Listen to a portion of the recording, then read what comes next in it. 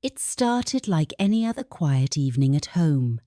The soft hum of the clock on the mantel, the gentle crackle of the fire in the hearth, and the warm, familiar scent of my husband's favourite chamomile tea, mixing with the faint aroma of the cinnamon muffins I'd just baked. It was the kind of evening we'd enjoyed countless times over our 33 years of marriage, calm, predictable, and comforted by the gentle rhythm of our shared life. I was curled up on the sofa with a blanket over my legs, casually flipping through a magazine, while my husband, Peter, sat in his favourite armchair, reading a book I'd picked out for him on a whim. His glasses rested low on his nose, and he was so engrossed in the story that I could barely see the light glinting off the silver strands of his hair.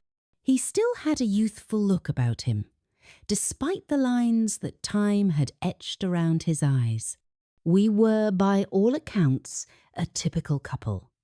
2 children raised, careers navigated, joys celebrated, and sorrows faced together. I thought I knew everything there was to know about Peter, about us. But that evening, he surprised me in a way I never expected. "Clara," Peter said, setting his book down and adjusting his glasses. There was an intensity in his gaze that made me pause. "Can we talk about something?" I closed the magazine and gave him my full attention. "Of course. What's on your mind?"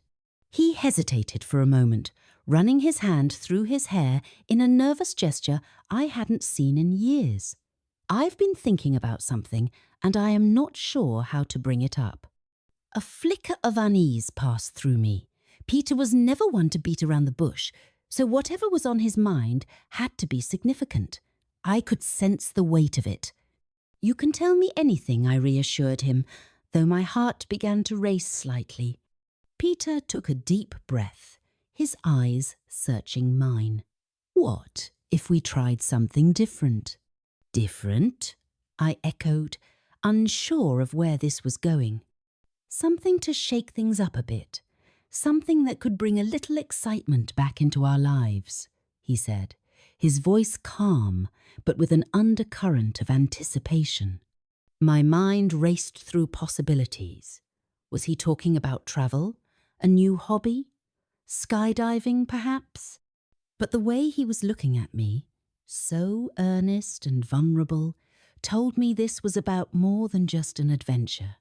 "Go on," I prompted gently.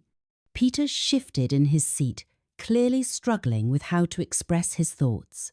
After a moment, he said, "I've been reading about couples who explore new dynamics in their relationship ways to reconnect, to rediscover each other, and I was wondering if you'd ever considered something like that."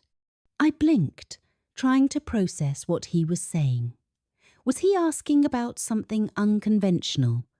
I searched his face for clues. "Yes, something unconventional," Peter said, nodding. "Something that might help us see each other in a new light." The room seemed to grow quieter, the ticking of the clock suddenly louder than before.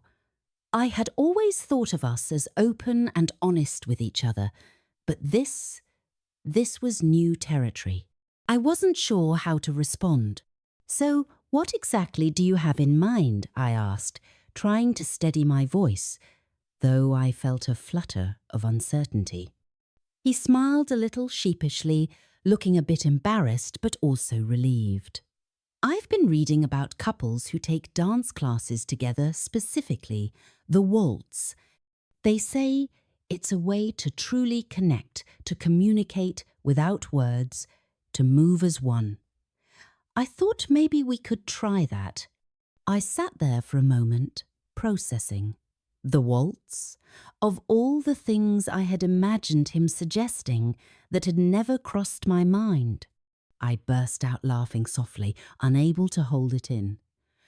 "The waltz? That's your big idea to shake things up?" Peter chuckled, looking a little embarrassed, but also a bit relieved. "Well, you know I am not exactly a dancer, Clara, but I thought it might be something new for us. a way to reconnect. I smiled at him, my heart softening. "I think it's a wonderful idea," I said. "But fair warning, you are going to have to keep up with me. I've always wanted to try dancing." His eyes lit up with a grin that made my heart swell. "Really?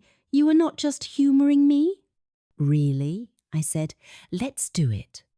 And just like that, what seemed like a normal evening became the beginning of something unexpected. Over the following weeks, we signed up for waltz lessons at a local dance studio. As we learned to move together, I found myself rediscovering a part of our relationship I didn't realise we had lost. The waltz wasn't just about learning the steps, it was about learning to trust again, to communicate without speaking, and to move as one. There were plenty of missteps along the way Peter's two left feet, my misjudged twirls, but with each misstep came laughter and the warmth of rediscovery. Slowly, the dance transformed us, giving us something new to share, something we hadn't had in years, a renewed sense of partnership. By the time we performed our first full routine, I felt closer to Peter than I had in ages.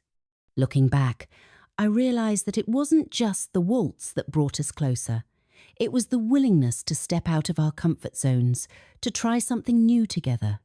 That evening, Peter's unexpected suggestion became the spark that reignited something in both of us, a reminder that even after so many years together, there is always room for growth, for new experiences, and for deeper connection.